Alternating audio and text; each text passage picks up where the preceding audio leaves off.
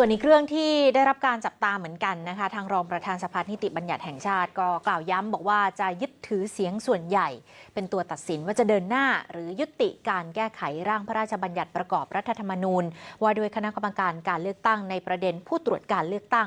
หลังวันที่ 18 สิงหาคมนี้น่าจะมีความชัดเจนแล้วค่ะขณะที่นายกรัฐมนตรีนะคะก็ส่งสัญญาณว่าไม่เห็นด้วยกับการแก้ไขกฎหมายเพื่อยกเลิกผู้ตรวจการเลือกตั้งที่ผ่านการคัดเลือกโดยกกต.ชุดปัจจุบันนะคะแต่ว่าเห็นควรให้กกต.ชุดใหม่นั้นมีส่วนร่วมในการพิจารณาความเหมาะสมด้วยค่ะ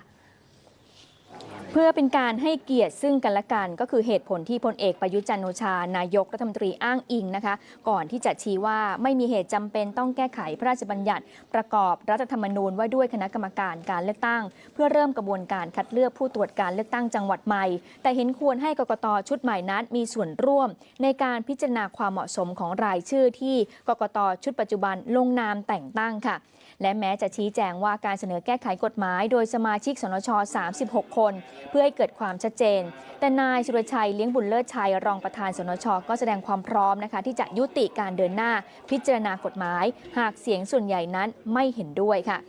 มีรายงานว่าร่างแก้ไขพระราชบัญญัติประกอบรัฐธรรมนูญว่าด้วยคณะกรรมการการเลือกตั้งก็อยู่ระหว่างการรับฟังความคิดเห็นตามรัฐธรรมนูญมาตรา77 วรรค 2และตามกรอบเวลา15 วันนั้นจะสิ้นสุดในวันที่18 สิงหาคมก่อนที่จะเสนอเข้าสู่การพิจารณาของวิปสนช.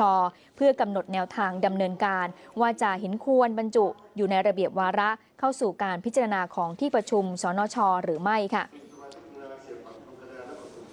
ขณะที่นายเรืองไกร ลีกิจวัฒนะคณะทำงานด้านกฎหมายพรรคเพื่อไทยก็ยื่นหนังสือต่อคณะกรรมการและการเลือกตั้งขอให้พิจารณาส่งให้ศาลรัฐธรรมนูญวินิจฉัยกรณีการเสนอร่างแก้ไขกฎหมายของสนช36 คนด้วยเห็นว่าอาจเข้าข่ายการขัดกันแห่งผลประโยชน์เป็นการแก้ไขกฎหมายเพื่อกลุ่มใดกลุ่มหนึ่งและอาจขัดต่อรัฐธรรมนูญมาตรา185 วงเล็บ 1ที่ห้า